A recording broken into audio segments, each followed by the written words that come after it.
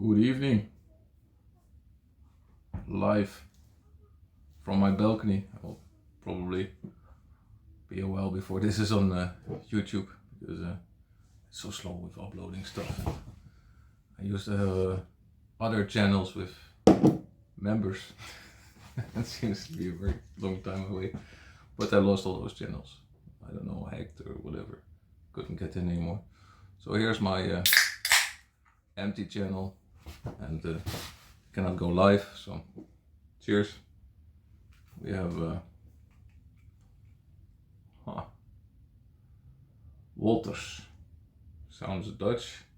Know a guy that has his surname Black Beer. It's supposed to be German and stuff. They are very good in beer and in candy in Ukraine, and food on the whole. And every supermarket is really well stocked. Look. I'm doing this at the light of my laptop because there's an air alarm and there were explosions in Odessa. And yeah, I can turn this on. Look. But I don't know. With drones coming and rockets, I don't know. I like to sit in the dark. It's also more dramatic. Air alarms and everything.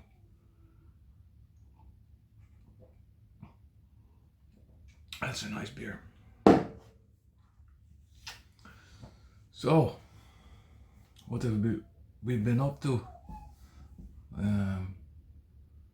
I guess I came here in September, so that's September, October, November, 2 months only. That sounds really weird. It feels like I'm being here much longer. Maybe I'll move it like this. Got a new haircut. It was 150 grivnas. Let's say divided by 40 for euros. That's pretty cheap. It was very nice. She insisted that she would do my eyebrows too. So I guess they were very wild. But yeah. I got glasses. Here you can just go to an optician, a good one. You pick out a frame. I still had the prescription of 4 years ago. I just need to not drive into holes when I'm driving at night. So it is only minus 0.75. So I pick out a cheap frame, 400 grivnas, something.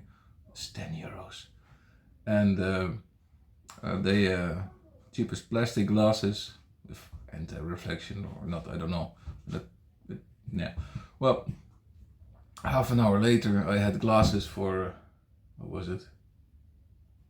1600 grivnas or something. That's like 30 euros, something like that. Yeah, doesn't matter. So yeah. I got glasses. What else? Yes. We were looking for a house, and yeah, because now we have like 2 small apartments on the same floor in an apartment building, like this Soviet style apartment building from the 80s. And now, because our children are so far in difference in age, Maya is 2.5. Loa is getting 7 in 10 days or something. So it's very hard to put one to sleep and the other, Loa does not want to sleep. He wants to play Roblox and watch really stupid YouTube videos. Cheers. Never mind. But So we sleep separately. So I sleep here with Loa, my son, and my wife and my mother-in-law sleep on the other side. So it's not very social. I feel like I'm living like a single dad. I notice the amount of farts that are loose here with me and my son. It's getting out of hand. So yeah, we need an apartment, because now we have one room, and then you think, wow, you mean one room and a bedroom? No, one room. One room is the living room and the bedroom at the same time. So everybody has a fold-out bed. I think this is the most common apartment in Ukraine. So you fold out the bed. We have a very nice one. Fold out the couch, and then you open it, and you take out the blankets, and you make the bed, and then you sleep in the same room as you were playing in before. So now we're on the hunt for a 3-room apartment, which is a big step up. And yeah, it's all oh, nice searchlights in the sky. Cannot show you because I got a text from the army that I should not show these stupid things.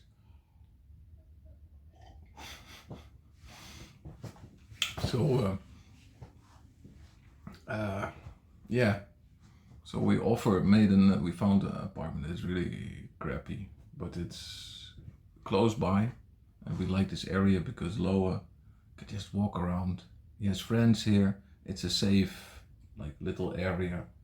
It's like maybe 7, 8 apartment buildings, like in a round kind of a circle. We have our own heating. We have our own gas station. We have our own power. So it's like this little village close to Mykolaiv. It's very nice. In 10 minutes you're in the center. So yeah, we'd rather stay here because well, at least he can play outside with friends. So we made an offer. We're gonna see if they take it. Yeah, exciting. But then we have to do some remont, as they call it. The whole apartment is like still in the 70s, 80s.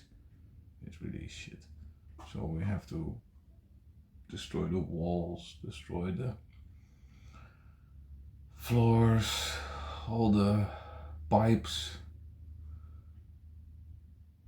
power, because they use very thin cables back then, because, well, you only had a light that you use power for.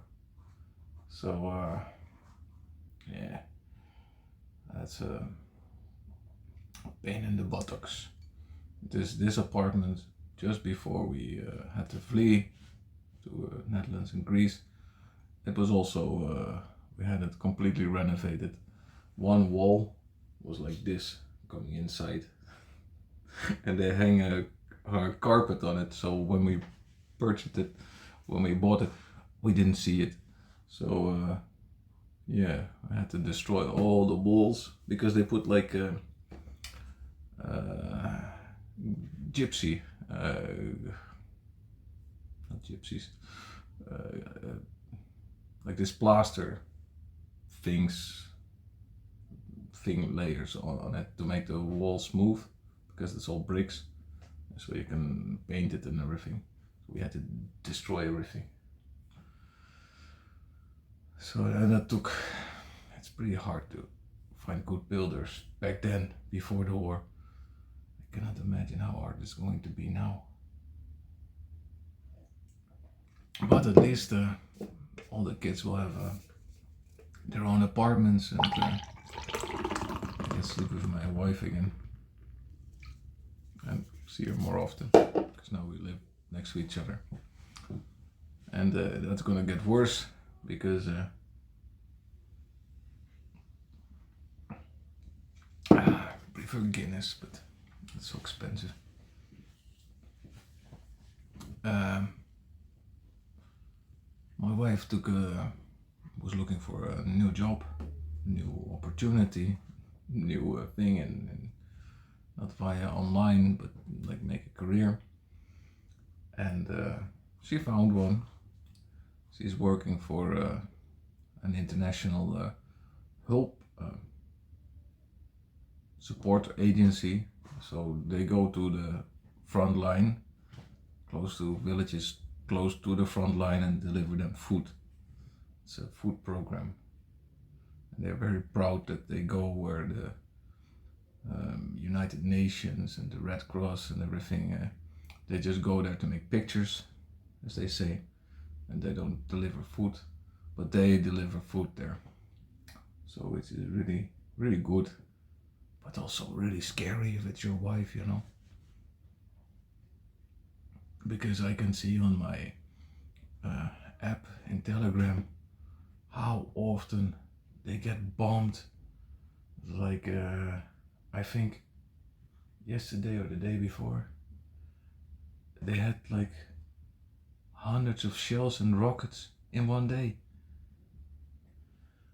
So that's gonna be very scary. Which will have a training and safety and everything. They have their own safety team. From what I hear, what they do is they drive to these abandoned buildings and scream, "Is anybody there?" And then people in the basement will scream, "Yes, 100 people," or something like that. And then they quickly bring all the food for the people that are there, that don't want or can't leave, and then they drive away again. But because of sponsors, and now you have this theme, which they use in America too, about aid not going to places and everything, which is totally bullshit. They are building like a huge bureaucracy around it. So my wife is going there with a list. She has to be there in those areas where like bombs, and maybe 10 kilometers from the Peters, the Nazis, the Russians, and deliver food, because these people are really in the poop. So yeah, that's gonna be interesting. And I will be working. I work online.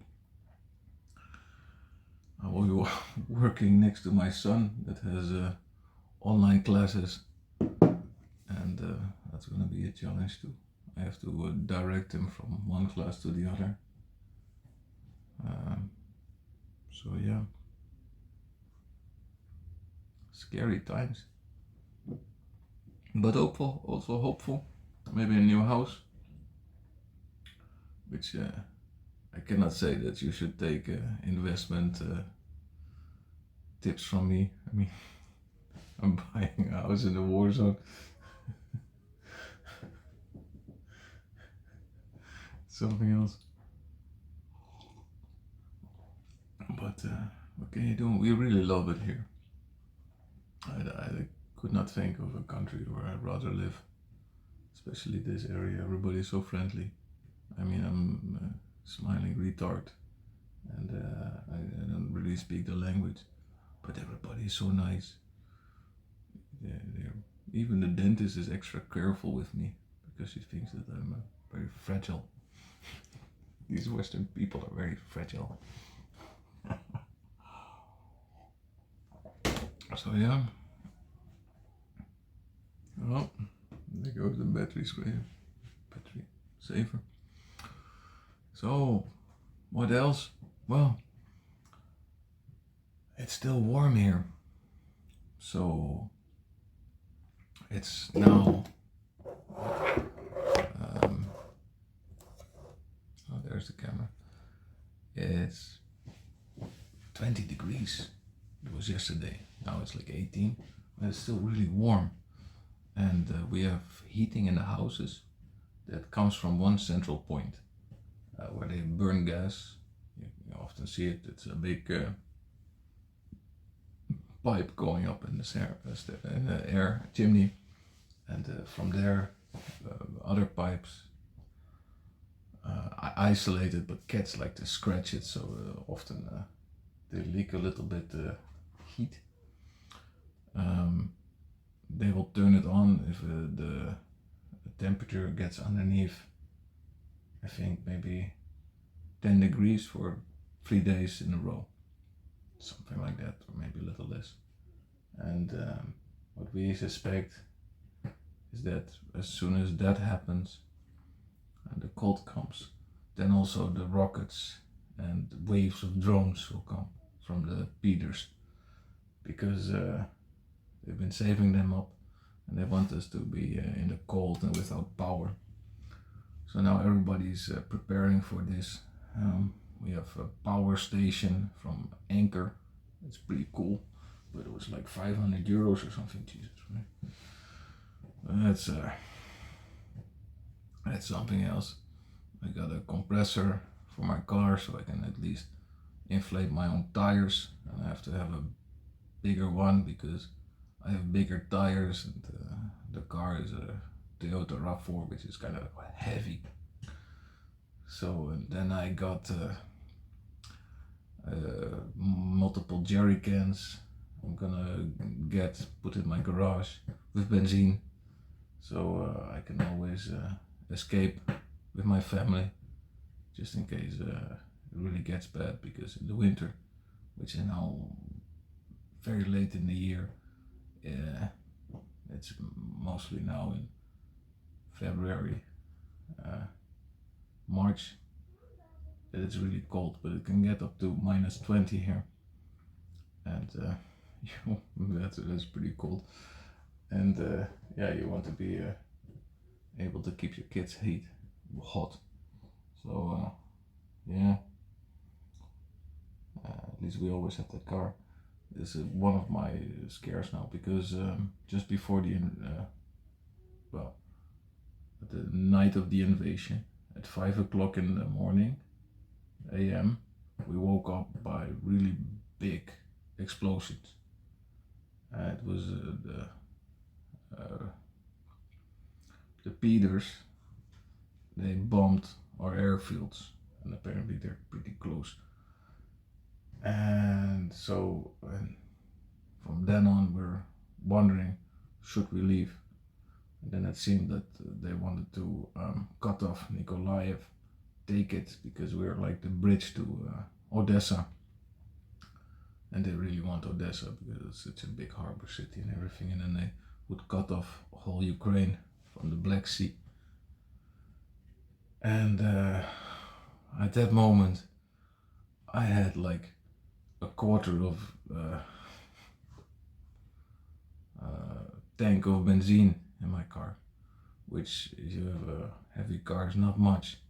So, and it was impossible in the first couple of days to get benzene. Everybody was trying to grab as much as they could because they were not sure what's going to happen.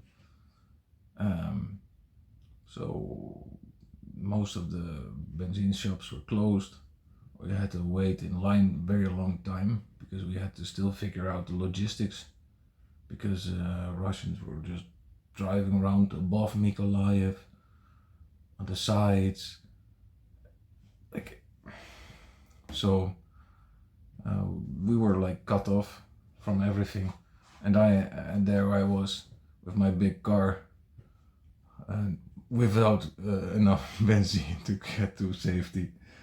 So from then on, I'm gonna make sure that I always have benzene in my car, because it was very scary. We made it to Odessa just before the Battle of Nikolaev, and yeah, from then on, yeah, that was pretty easy. But it's somehow this stuff is harder from when you see it from far away. Like if I would be in Crete now, where I was for 1.5 years, I would look at my phone and be very scared and follow everything to see if there's an explosion somewhere. And here you see how it goes. You see that there are like some days you have 20 air alarms, some days you have a couple, but then they are very long because they just move around their planes, and especially because we're so close to Kherson, which is bombed and bombed and bombed because we got it back. They don't just destroy everything. That seems to be their expertise. They destroyed their own country and now they want to destroy ours. So yeah, but life on the street is very nice. Everybody's friendly. You see, I've seen many anti-drone cars everywhere, which is very nice. So drones are not very a problem. It's the ballistic missiles. They go up in the sky and then they fall down with a very straight angle and they go very fast. And it's only a certain moment where they are in radar, and because they don't go like this, it's not easy to follow them with radar, because you see like this bleep, and then bleep is gone, and then bleep, bleep is there, but you don't know where it's going. So ballistic missiles are kind of scary, but thank God they cannot even hit themselves, I think, with them. So I saw one explode like 10 kilometers away. Didn't hit anything. Just the field. But yeah, that's very scary because it's like, yeah, you have to be lucky. But that's with everything.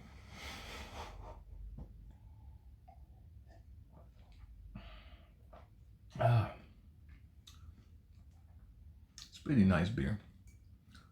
So yeah, that's about it. New haircut, new glasses. I'm not wearing them now, as you can see, because it's just annoying with the shitty light. We're getting ready for Christmas. My son has a birthday next week. I'm getting his present ready. It's really cool. And yeah, everything is fine. Just more excitement with a new job of my wife, going close to the front line. I hope not too often. And that this is all the fault of this flipping story that there's so much corruption. I mean, look at America, how much corruption they have. Our politicians are poor compared to theirs. Let's not talk about the Germans and everything, huh? Or the Swiss.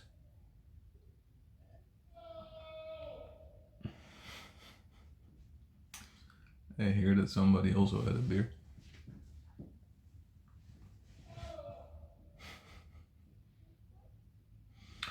Well, this was very long.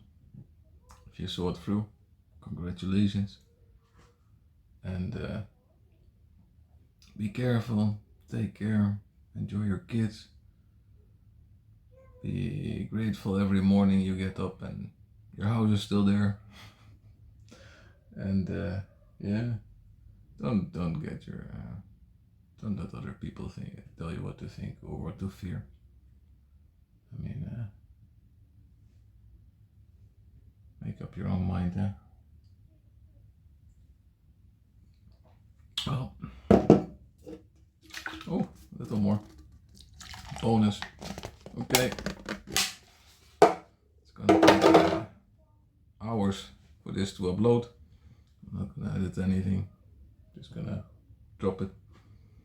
And yeah, it's still alive. There was no bang, nothing much dramatic. I think the air alarm is still going on. Let me see. see it in a thingy. Yes, they say that at 10 o'clock they think that the Shaheeds will arrive. It's 20 to 10. So, yeah, I think they will shoot them all down. It's more the rockets that are shit. But they aim them at Kherson now most. And I guess one at Odessa. I hope they didn't do much damage. Okay, that's really it. 26 minutes. It's like 2 people are gonna watch this. Not even my mother. Well, buzz out. Stay healthy.